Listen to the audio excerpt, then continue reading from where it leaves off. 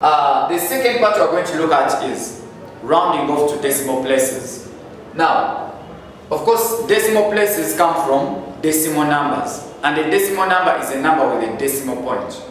Now, a number can have as many decimal points as possible, or decimal places. And the more decimal places a number has, the more its accuracy. So meaning a number with many decimal places is more accurate compared to one which has lesser decimal places. So we're going to look at what we call decimal rounding off.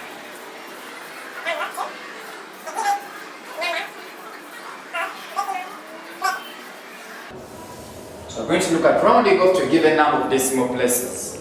Now, in primary, I believe you looked at how decimal numbers look like. In other words, these are numbers with decimal points. For example, if I have like 0.25, this is the decimal number because it has a decimal point. Or if I have 25.7, this is also a decimal number because it has a decimal point. Or even if I have 0.00042, this is also a decimal number because it has a decimal point. So I'm going to see how we round off to a given number of decimal places that we use when we're looking at rounding off to whole numbers. Though when it comes to decimal places, we count the number of decimal places starting from the decimal point going towards the right. So if I'm asked how many decimal places does this number have, 0.25, I count how many numbers are after the decimal point. The decimal point is here. So I'm going to count how many numbers are after. This is my first one, this is the second. Meaning 0.25 has 2 decimal places. When I come to 25.7, I'm going to count how many numbers are there after the decimal point. So we only have 7, meaning 25.7 has only 1 decimal place. When I look at this one, I count the numbers which are after the decimal point. So I have 1, 2, 3, 4, and 5. Meaning this number has 5 decimal places. So we're going to see how you round off to a given number of decimal places depending on what has been asked in the question. So the question, we can look at a few questions.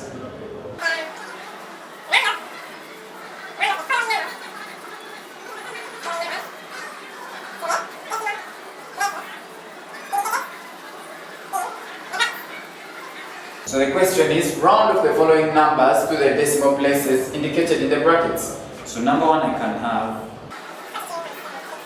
required to round off to the nearest.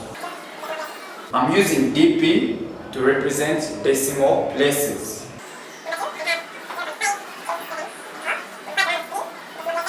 Okay, so we have these numbers here and we're going to look at how we can round off these numbers to the given decimal places in the brackets. So number 1, we have 42.782 and we are required to round off to the nearest 2 decimal places. So we can start with that one. Number 1. I have 42.782. So when I'm rounding off to the nearest, the decimal points or decimal places indicated in the brackets, this time I've been told 2 decimal places. So I'm going to look at this number and count 2 decimal places. Remember we said you count the number of decimal places starting from the very first number after the decimal point. So my decimal point is here. I'm going to count 2 numbers after the decimal point. So my first one is 7, the next one is 8. So I land on 8. After landing on 8, I look at the number which is after 8. If the number that is after 8 is less than 5, I just add a 0 to the 8, or the 8 does not change. There is no change effected. Whereas if the number after the 8 is equal or greater than 5, I add a 1 to the 8. So in this case, I count 2 decimal places, 1, 2. So I stop here, and then I look at the number which is after 8, and that number is 2. Now of course 2 is less than 5, so what I do is, I add 0 to the 8, or I do not change anything. And then, this time I do not replace with a 0. This time what I do, I just eliminate the 2 completely. I do not bring it back. I don't replace it with anything, I just remove it totally. So in this case, I'm going to have my answers 42.78. I just ignore the 2. So that is how we round off in this case. Then maybe we can look at the second Roman numeral for us to understand clearer. I have 0.5274, and I'm required to round off to the nearest 3 decimal places. And we said what you do is, you count 3 numbers after the decimal point. So in this case, I have 0.5274. So I'm going to count 3 numbers after the decimal point. 1, 2, 3. I land at 7. After landing at 7, I look at the number which is after 7, and that number is 4. Since 4 is less than 5, what I do is, I just add a 0 to the 7, and I discard the 4, or I do away with the 4. So my final answer is going to be, since I add 0 to a 7 and it does not change, I remain with 0.527. I eliminate the 4. So I've rounded off to the nearest 3 decimal places, because when you count the decimal places here, I have 1, 2, and 3. So I've rounded off to the nearest 3 decimal places. Okay, we can look at the third one, Roman 3, which is 520.77486. So I'm required to round off this number to 1 decimal place. So, since we are required to round off to 1 decimal place, I count only 1 number after the decimal point. So I'm going to, after the decimal point, I count only 1 number, and the number in this case is 7. So after locating that number, I look at the number which is next to it. Now the number next to it in this case is 7.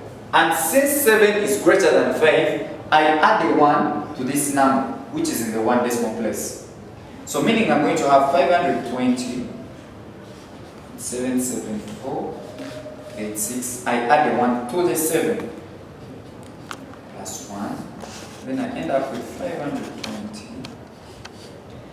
After I've added the 1, this time I do away with all these other numbers to the right of 7.